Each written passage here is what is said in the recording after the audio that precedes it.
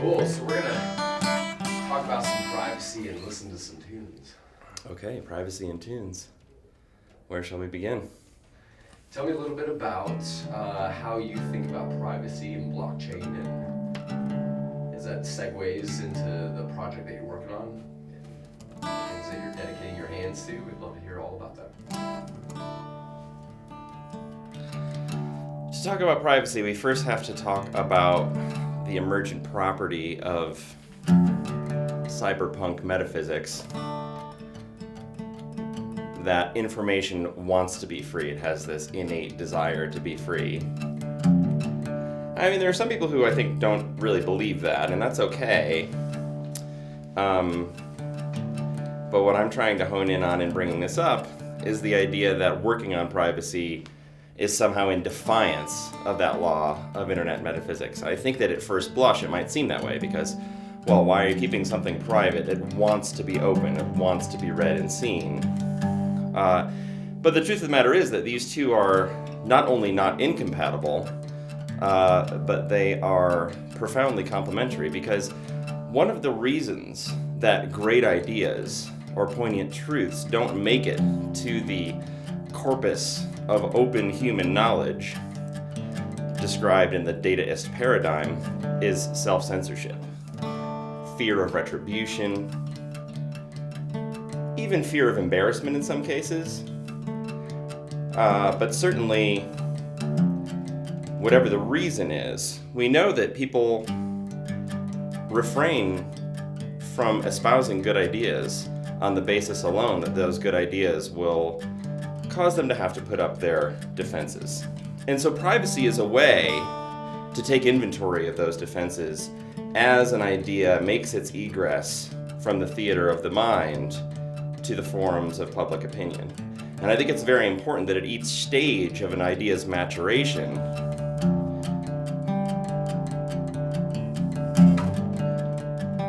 there be elegant tooling to control the time, place, and manner of the authenticity and the authority of that maturation. And so when I'm building privacy technology, I don't think of the technology as some kind of bulwark against this law of internet metaphysics. I don't think of it as a way of stopping or even putting the brakes on information becoming free as it wants to be. In fact, I think of it as a lubricant, a crucially important way that good ideas become free. And that notion, I think, really needs to begin to rapidly proliferate throughout the ideas of decentralized technology in order for privacy not to seem like it's off to the side somewhere. And I'm hopeful that this is a big year for that happening.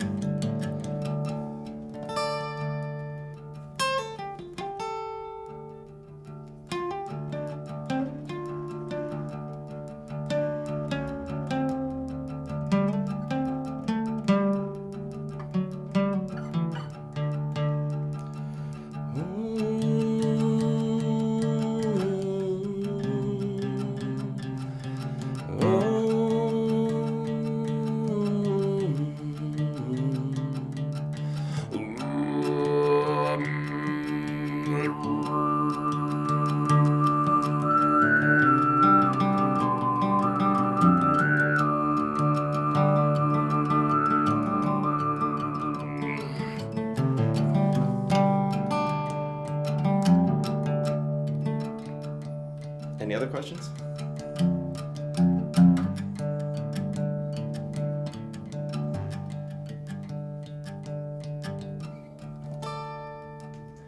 So what are some ways that that developers working in this space can embrace this truth that you're laying out here, and how can they incorporate that kind of thinking and be influential in the way that they're developing their dApps and their products and their projects?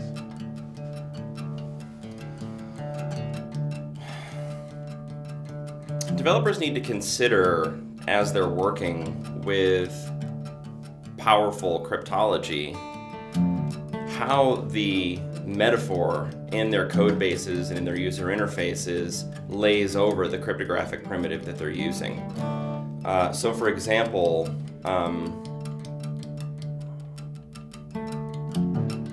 signing a piece of arbitrary data is a relatively simple cryptographic operation, whether it's done with ECDSA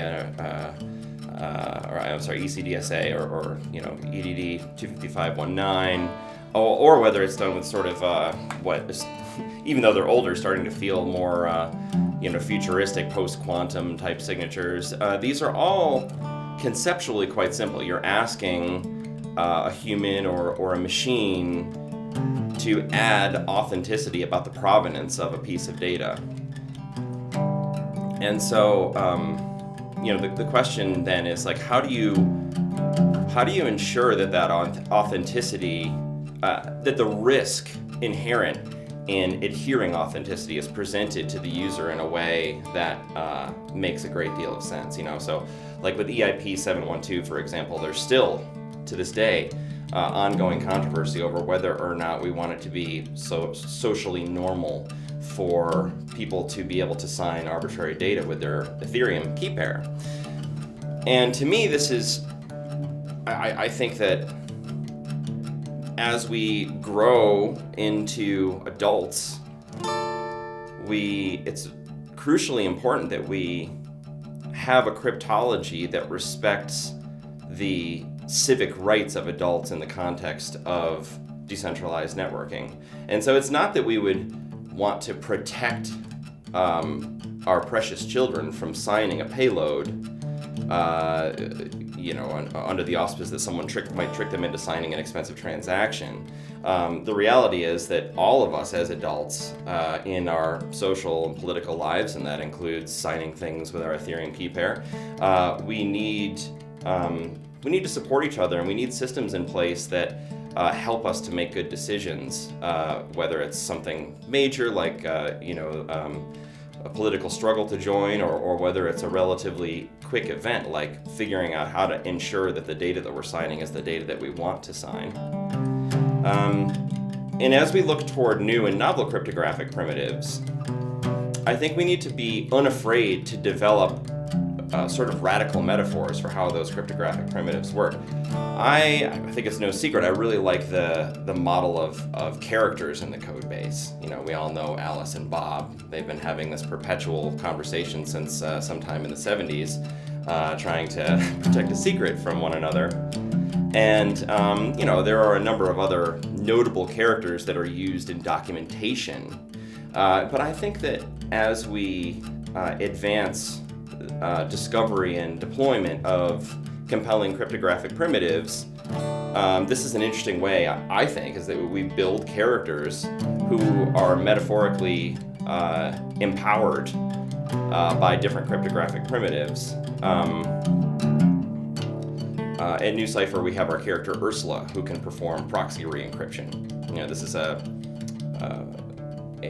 cryptographic primitive that is distinct from ordinary vanilla public key cryptography, and so in the metaphor inherent in our code base, we don't allow Alice or Bob to do this thing. This is a thing that only this other character Ursula can do, and it provides an interesting layer of protection. It causes the code to read almost like a screenplay, and you wouldn't forget that this character can do this other thing that these two characters can't.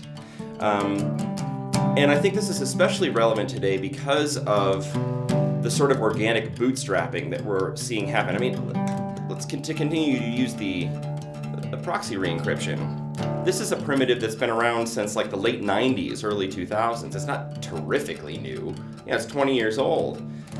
Why is it becoming available now? Well, a big part of the reason is that compelling cryptographic primitives were routinely being left on the shelf. Academic papers were being written, and that was the end of their life cycle. And Bitcoin did this weird, of course, chaotic redistribution of money in the world, and it suddenly made funds available to do, to get really into the exercise of midwifing cryptographic primitives. And this is a really special opportunity for our generation, I think, and a sure sign sort of the organic nature of the chaotic redistribution of funds inherent in blockchain tech. And I'm not even super bullish on blockchain per se. I have no idea what the future of Bitcoin or Ether is. I would never tell anyone to invest money in them or anything like that. But I think when someone asks what's the killer feature, is it just for people to buy drugs? I mean, first of all, that's a great feature, of course. But second of all, I think the real killer feature of these things right now that we need to consider in the day-to-day exercises of development is that these technologies have suddenly and seemingly with great force made funding available for research into areas and development in areas where it wasn't available 20 years ago when these papers were collecting dust. And that's a great opportunity and a great responsibility.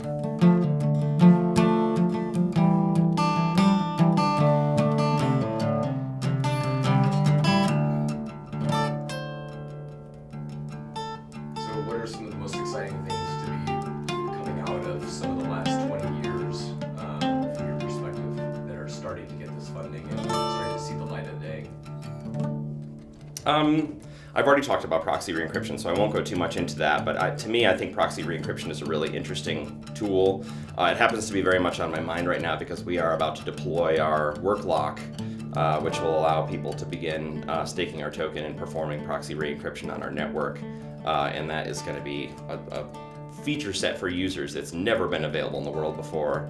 But coming down the pipe not far behind are things like lattice-based cryptography, and of course fully homomorphic encryption.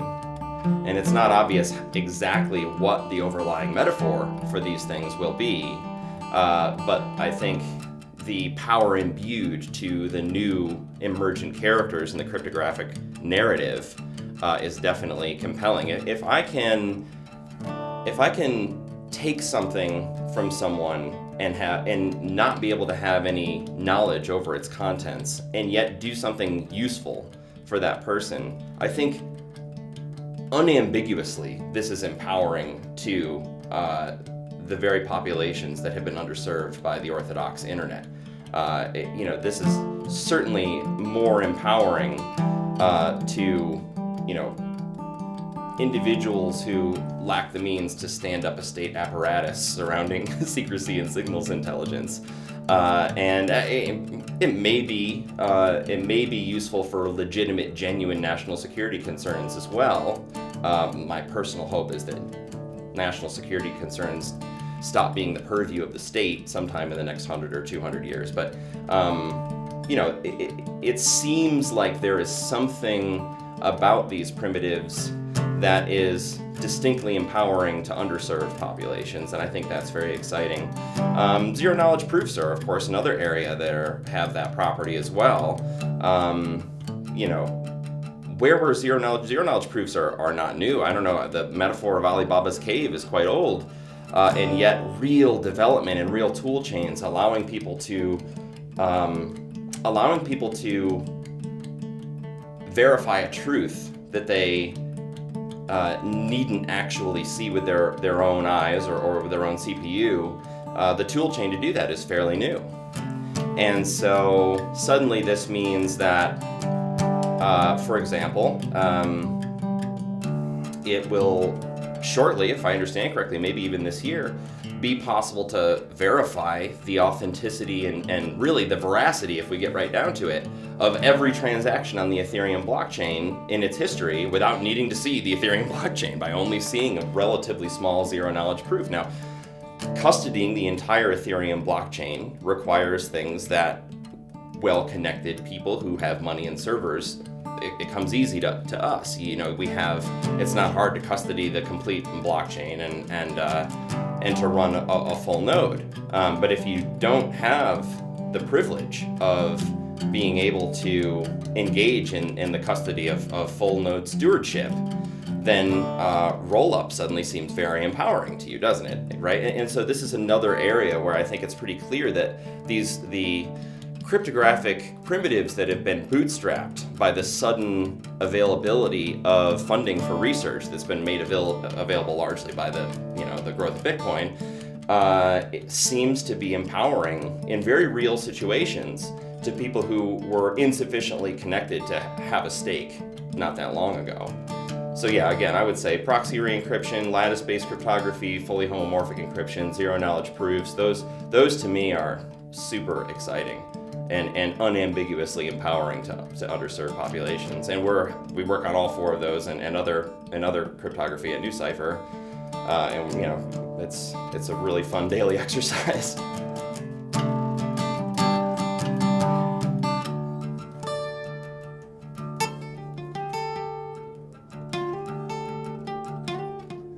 That's a really key point. There's a guy named Jarrell that gave a talk. He's an Ethiopian, and he was talking very much about the assumptions that from a Western perspective, we look at this problem.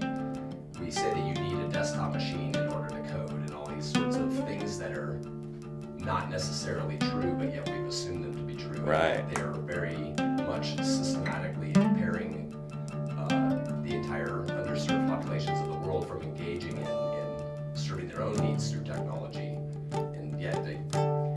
It sounds like this is very much the same kind of... Well, it's a good time for us to tune into those sensitivities because, you know, no matter how much we may care,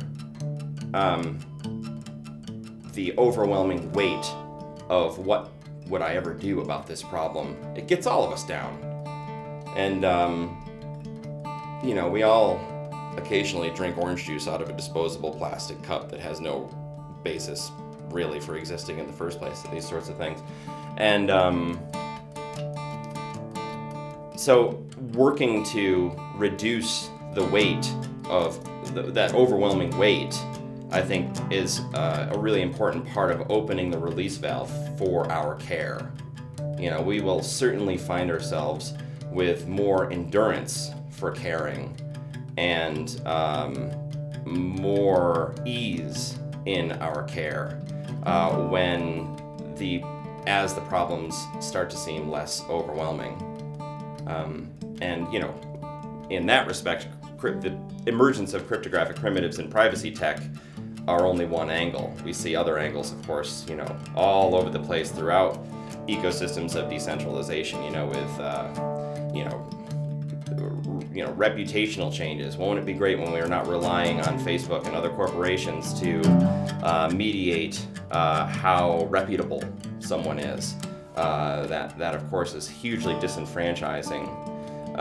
Yeah, I mean, there are so many examples of this throughout. You know, walking through ETH Denver, but probably something like half the tables down there have a very, very direct engagement with some variant of reducing the crushing weight of how hard it is to actually implement one's cares and concerns for the world.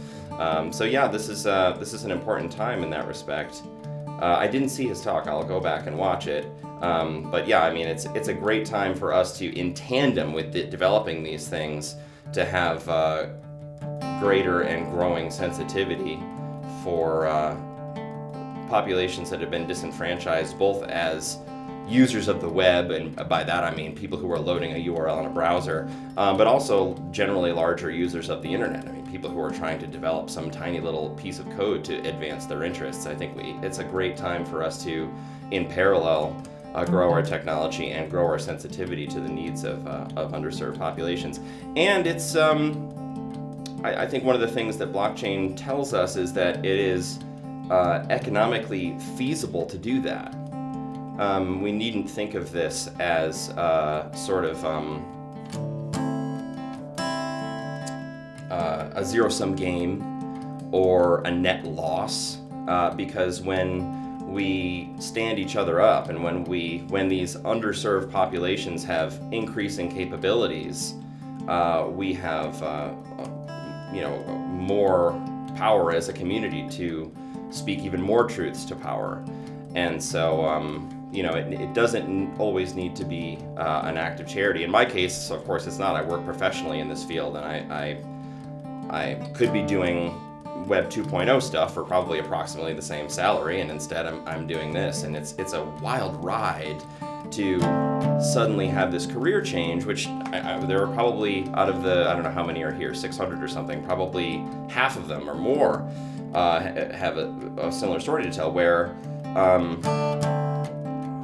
there hasn't been a need to and by the way, I realize there's a danger in what I'm saying too. I don't mean to suggest that we can be entirely blind to our involvements and engagements in the parts of society that seem so unsustainable. But I haven't had to shuck off all of my Western identity and live a vow of poverty.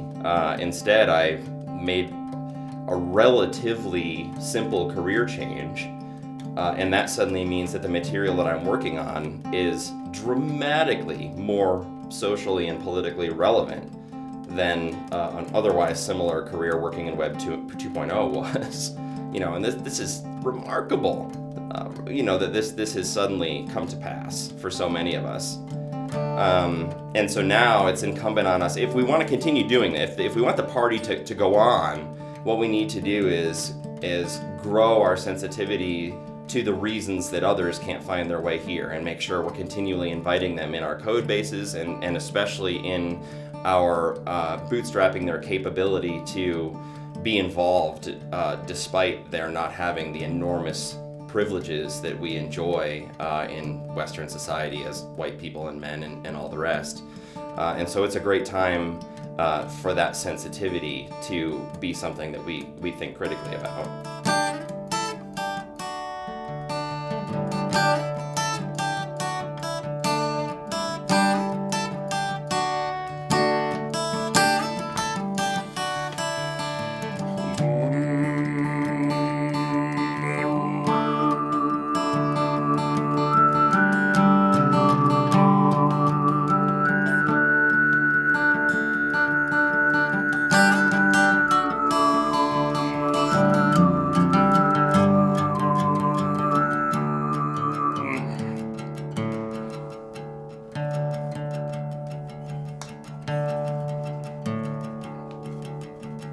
One of the great things about Drop D is that you can open up your water bottle and drink water without having to stop the music.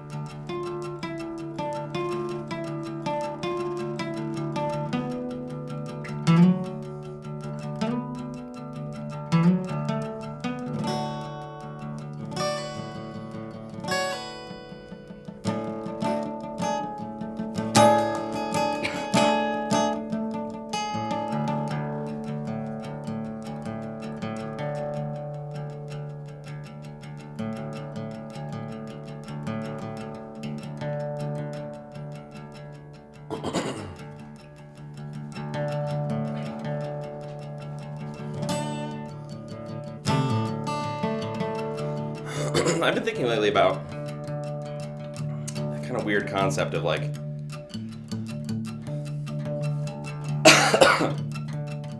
you got the dashboard in front of you, the steering wheel and the pedals. You're not sure how you got into this vehicle, but you find yourself there. And you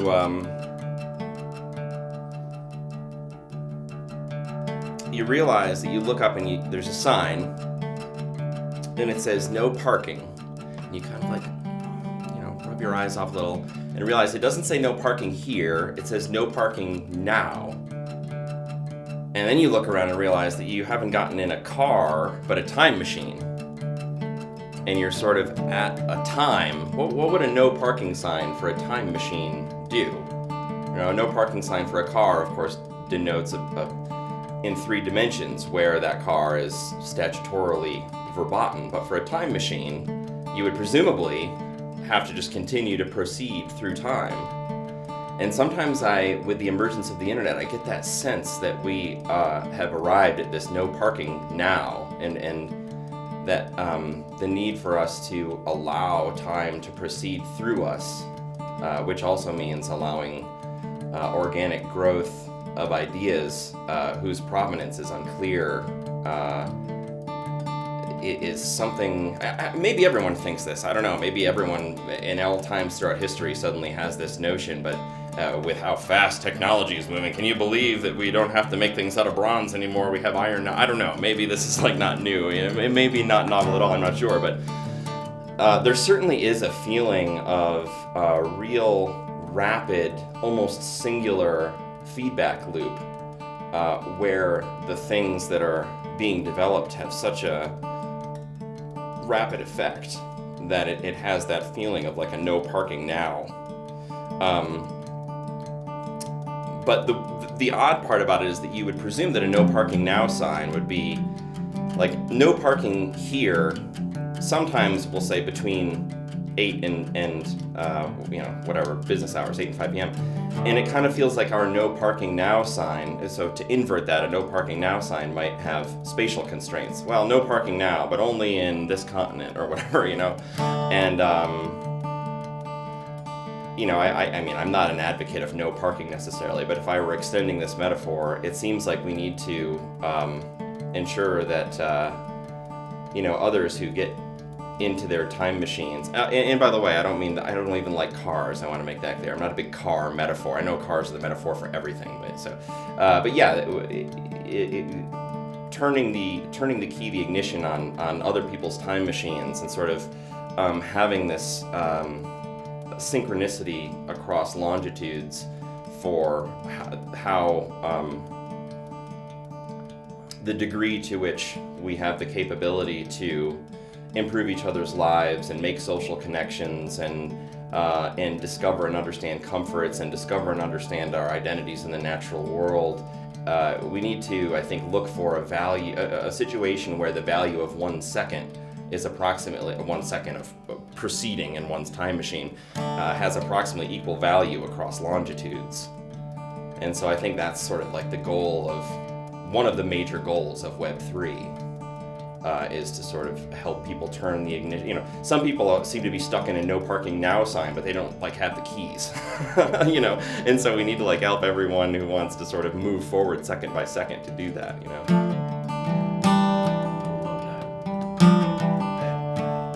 That just blew my mind. That whole story. And it's true. I think that everybody's tendency is to get comfortable at a certain point in time when things are good. Yeah. And especially with Web 2, it's like there's this next thing and there's a resistance to moving forward because there's some pretty good things there that people are stuck in. Yeah. But it's things not that everybody. And that's, I think, the nature of it, of the next iteration, is that it's truer to this original design of by and for everyone, free and open. The Web 2 does feel really good, and things that have authentic good and things that are toxic and dangerous, they all feel about the same kind of saccharine good. There's not a lot of distinction, right? And one of the reasons is that there's nothing on the there's no stake in being a Web 2 user from moment to moment like there is with Web 3. There's no notion of your economic power, and I mean that widely defined. I don't necessarily mean that to say that the influence that a billionaire can wield as compared to the influence that an extremely poor person can wield. I mean more like your willingness to actually engage, and your authenticity. We have this. The Web 2 is so much of a speak when spoken to culture. There's very little uplink. You ever notice that every internet service provider throughout the entire United States, I mean, there are rare exceptions, but they are rare. They offer a 50 megabit connection. That's 50 megabits down, right? Up 2 megabits or 5. And this betrays, I think, a very interesting model of who Web 2.0 users are. We don't expect you to have anything to say. You know what I mean?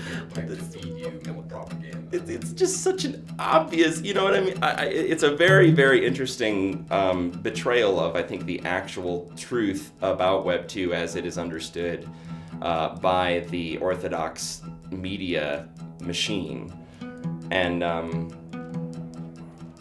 even though obviously when we talk about Web 3, we're generally talking about differences in the application layer and not in the link layer.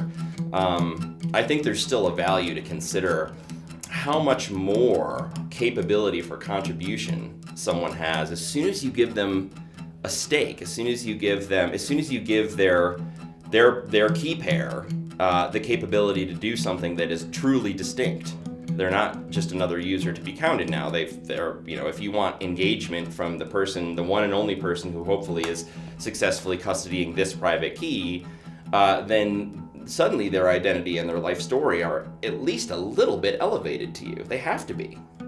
And so, I also hope that we that this reform transcends and makes its way down into the transport layer and into the link layer and into a wholly reshaped internet where we no longer have the sense of just being sort of cast a leash from the utility pole outside, and instead we have a far more interconnected notion of how packets make their way from not only our computers, of course, but from our persons. And I think that's another thing we need to really start talking about in Web 3 is going down the stack a little bit. Doing things at the application layer is great, but if we don't reform the areas in the lower layers, the upstream, downstream disparity being an easy to digest example, if we don't reform those, then I'm not sure that we have made a space as safe as maybe we think we have. Yeah, leaving some progress on the table. Yeah, right. That's a good way to put it. Yeah, leaving progress on the table. Can you be heard on the interview, or am I supposed to be repeating things that you say? He can't be heard that well. Not too much. Yeah. You could maybe subtitle your things or something. Yeah. Yeah, because the medium is the message. Yeah, Marshall McLuhan, I think, right? Yeah. Yep. Yeah, that's that guy really he said something big there with that little thing. Way Yeah. ahead of his time. Right. Way ahead of his time. But there's so much truth in all of that stuff, and when you start to see things for what they are, there's some really, really important things to focus on that may not be obvious at first. Yeah. When we investigate the medium, we see a lot of the ways that people think about the messages and a lot of the messages that they just presume will be being transceived.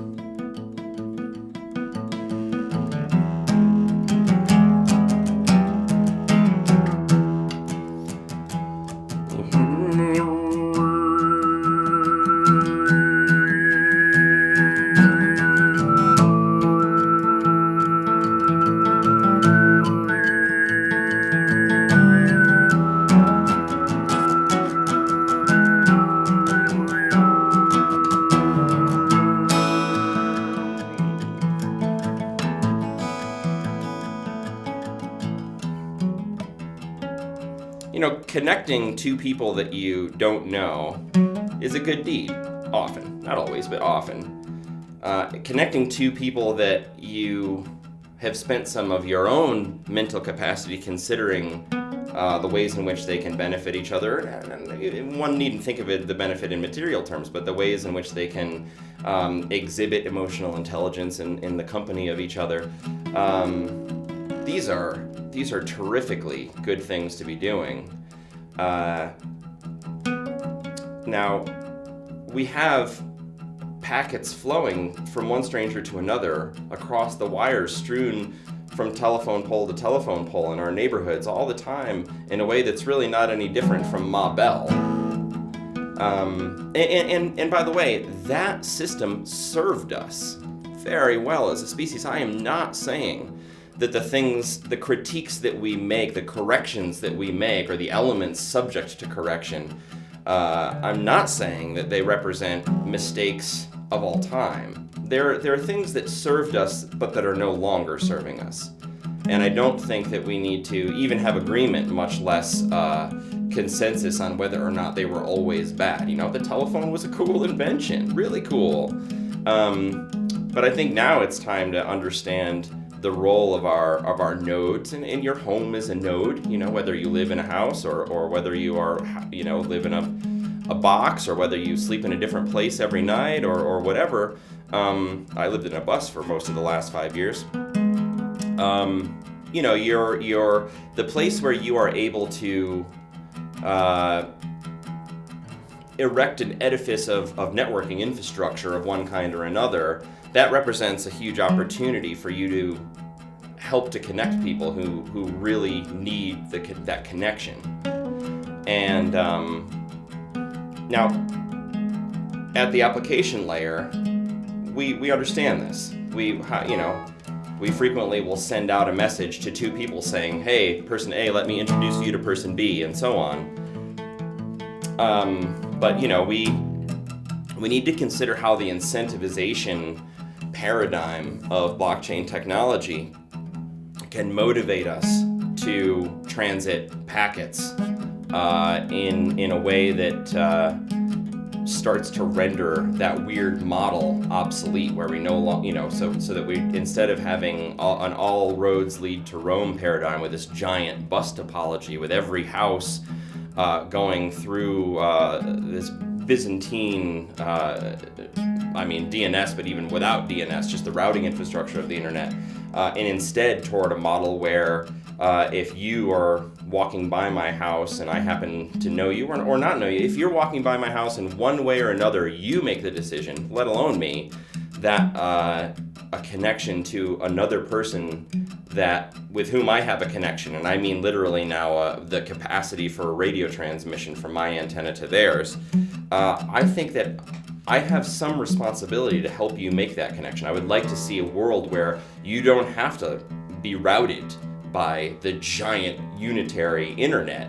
You don't have to go through my Wi-Fi, which is connected to my internet service provider, which is connected to some Byzantine conduit, probably involving, state intelligence agencies and corporate surveillance and all the rest, ultimately getting you to the internet service provider of the person to whom you're trying to connect. And by the way, you pay, both sides, you pay and they pay. Instead, it's not difficult to imagine a model where, oh yeah, I have a connection to that person. Let me get that message there for you. I will be your internet service provider for the next 200 milliseconds.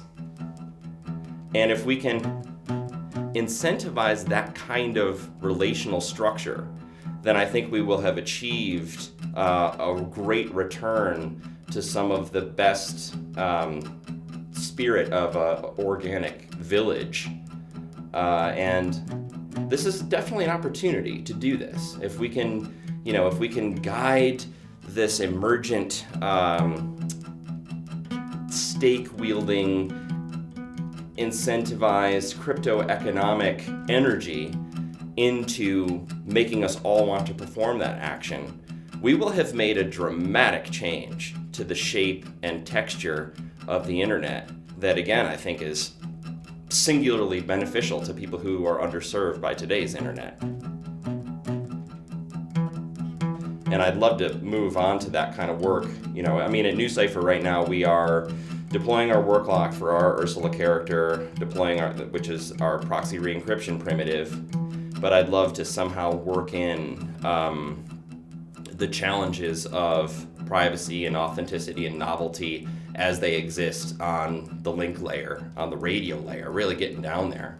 I'd love to imagine that somehow we can start to do some of that work in the next, 5 years, maybe 10, something like that. But at some point, at some point that doesn't seem forever away. We can't have the sort of fusion paradox where we continually suggest that these things are 20 years away. It's time to start road mapping that stuff.